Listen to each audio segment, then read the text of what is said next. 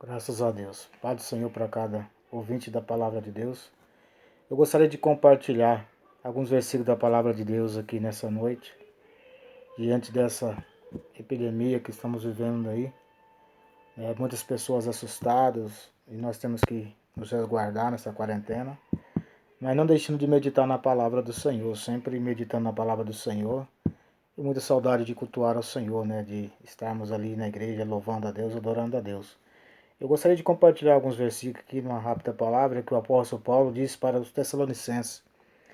Nessa época de tantas coisas que nós vemos, é a palavra que vem nos alertar acerca da ressurreição e a vinda de Cristo. Não quero, porém, irmãos, que sejais ignorantes acerca dos que já dormem, para que não entristeceis como os demais, que não têm esperança. Porque se cremos que Jesus morreu e ressuscitou, assim também os que em Jesus dormem, Deus os tornará a trazer com ele. E dizemos-vos, pois, isto pela palavra do Senhor, que nós que ficarmos vivos para a vinda do Senhor, não procederemos aos que dormem, porque o mesmo Senhor descerá do céu, com alarido, com voz de arcanjo e com a trombeta de Deus. E os que morreram em Cristo estarão primeiro, depois nós que ficarmos vivos seremos arrebatados juntamente com ele nas nuvens. E é encontrar com o Senhor nos ares. Assim estaremos para sempre com o Senhor. Portanto, consolai-vos uns aos outros com esta palavra. O apóstolo Paulo está dizendo acerca do arrebatamento. E no final do versículo aqui, ele manda dizer que nós devemos consolarmos aqueles que estão esperando a vinda do Senhor. Ele diz acerca dos que morreram, dos que já dormem, e agora ele está dizendo acerca daqueles que estão vivos, a esperança nossa, e consolarmos uns aos outros. E eu quero trazer uma palavra de consolação para o nosso coração nesses dias de hoje, nesses tempos de hoje. Porque nós vemos algo que Deus sempre teve cuidado, foi com o povo a qual ele chamou, a qual ele escolheu. A Bíblia diz que não fomos nós que escolhemos, mas Deus que nos escolheu, nos nomeou para que nós viemos dar fruto e o nosso fruto permanecer. Foi assim com a igreja. Eu quero falar desde o princípio, Deus sempre teve um propósito na vida do ser humano e na vida do homem. Deus, quando teve o seu propósito, quando ele fez ali o jardim do Éden, a Bíblia diz que ele fez em 4 braços. E os 4 braços ele dividiu o jardim. Ali estava dando um grande significado, porque ali não tinha somente o Pai, o Filho e o Espírito Santo. Mas tinha o homem no plano da salvação de Deus. Tinha o homem também, irmãos, como um homem que ia governar a terra. Ele fazia parte da criação de um Deus Todo-Poderoso. Não ia ser simplesmente o nosso Deus queria reinar, o Pai, o Filho e o Espírito Santo ali, não. O homem fazia parte disso. Deus chamou, Deus fez o homem do pó da terra e colocou para lavar, para fazer esse trabalho no jardim, dizendo, olha, você agora vai ser chefe disso aqui tudo, você vai mandar os animais, vai cuidar de tudo. Era esse o princípio do homem. Mas o homem, pela sua desobediência, através de Adão entrou o pecado, e através do pecado muitos morreram, todos passaram a morte pegou todo mundo por causa do pecado. E nós conhecemos bem essa história. E Deus ali, agora já não tem mais os 4 braços, o Pai, o Filho e o Espírito Santo, o homem, nesse plano. Deus agora começa a destruir o homem, faz a arca para a destruição do homem, mas uma coisa que nós vemos na arca, ele fez uma arca com 3 degraus. Se você olhar, a Bíblia diz que ele fez 3 degraus. Só tinha o Pai, o Filho e o Espírito Santo. Então nós vemos que ele fez a arca e ele fechou a porta da arca. E isso, número 3, tem grande significância na palavra de Deus. E nós vemos isso em muitas passagens que nós olhamos, o Pai, o Filho e o Espírito Santo trabalhando em favor da humanidade, do ser humano. E eu quero chamar a atenção, nós vemos ali que Pedro, antes que o galo cantasse 3 vezes, Pedro negou Jesus. Mas uma coisa que eu quero falar bem grande em nossos corações, sobre 3 tipos de povos. Nós temos 3 tipos de povos na Bíblia Sagrada. Nós temos o povo judeu.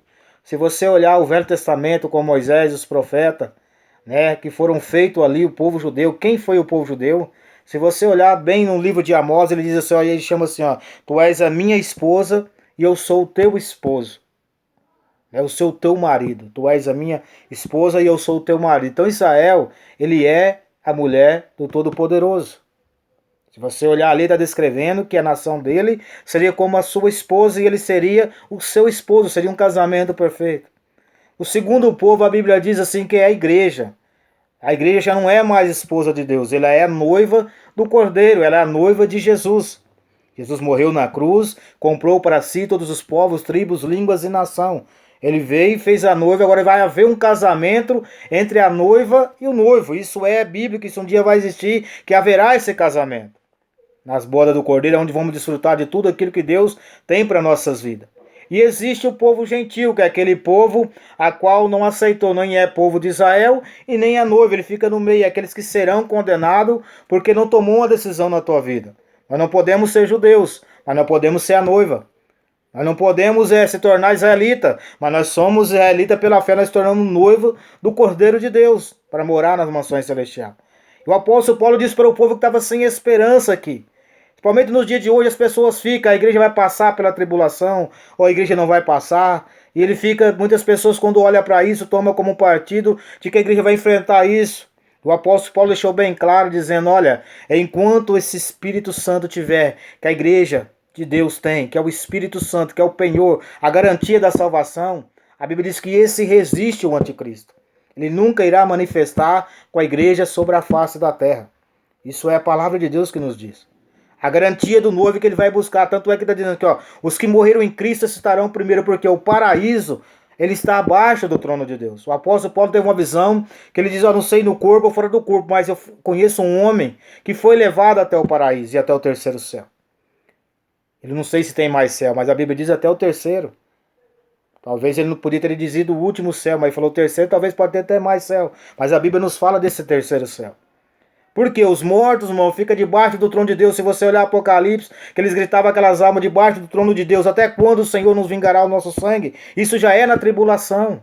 Isso já faz parte da tribulação. Então os mortos estão lá em cima. Então quando Jesus vir buscar a igreja, primeira coisa, ele ressuscita os mortos que estão lá em cima, descerá e nas nuvens a igreja subirá. E a Bíblia diz que ele vai tocar a trombeta com voz de arcanjo. Os que morreram em Cristo primeiro ressuscitam, depois nós tivermos, seremos arrebatados com o Senhor. Então a igreja não passará, porque em Mateus, na grande tribulação que nós olhamos em Mateus, a Bíblia diz que ele descerá do céu e pisará sobre os montes das oliveiras. E a Bíblia diz com o seu santo ao teu redor. Aí a igreja está junto com ele. E quando ele pisar no monte das oliveiras, a Bíblia diz que o monte se fenderá em dois. Isso quer dizer o quê? Que os seus pés vão se abrir, fazendo-se uma porta. Um pé de um lado, outro pé do outro, entre o monte das oliveiras. Aí ele vai dizer para quem? Para Israel, para a esposa do pai. Ele vai dizer, ó, vem bendito do meu pai, possuí por herança o que eu tenho vos fundado desde a fundação do mundo. Aí ele vai livrar Israel da tribulação que está vindo sobre a face da terra. Porque Deus ele deve uma semana para Israel. Para a igreja ele não deve nada, irmão. Para a igreja ele não deve nada, ele já comprou com o teu sangue todos os tribos, povos, línguas e nação.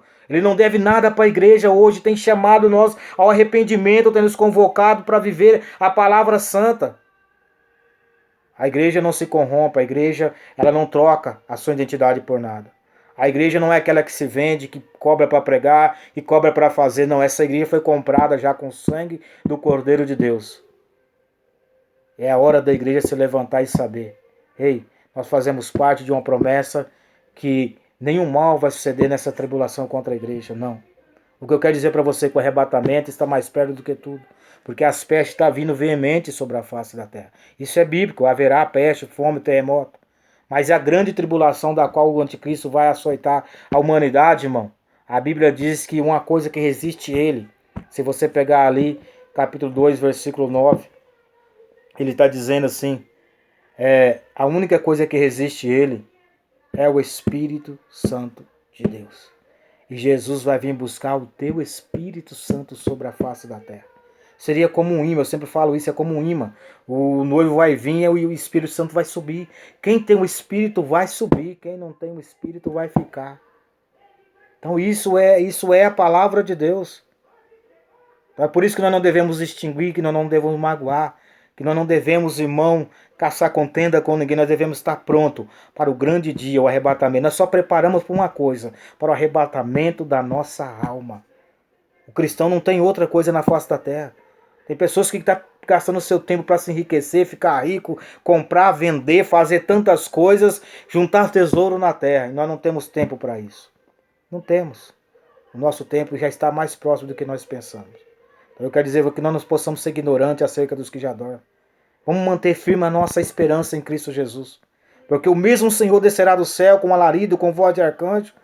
com voz de trombeta de Deus. Os que morreram em Cristo ressuscitarão primeiro. Depois nós que ficarmos vivos estaremos arrebatados juntamente com Ele nas nuvens a encontrar com o Senhor nos ares. E assim estaremos para sempre com o Senhor. Consolamos uns aos outros com essa palavra. Ei, não tenha medo da grande tribulação. O único medo que devemos ter é se Jesus voltar, nós ficar. Esse é o medo. Que nós fazemos parte desse arrebatamento. Que Jesus te abençoe, você, a tua casa e a tua família. Que Jesus venha te dar cada dia mais a graça e o poder dele sobre a tua vida.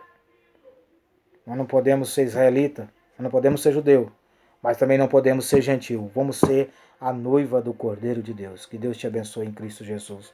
Em nome de Jesus.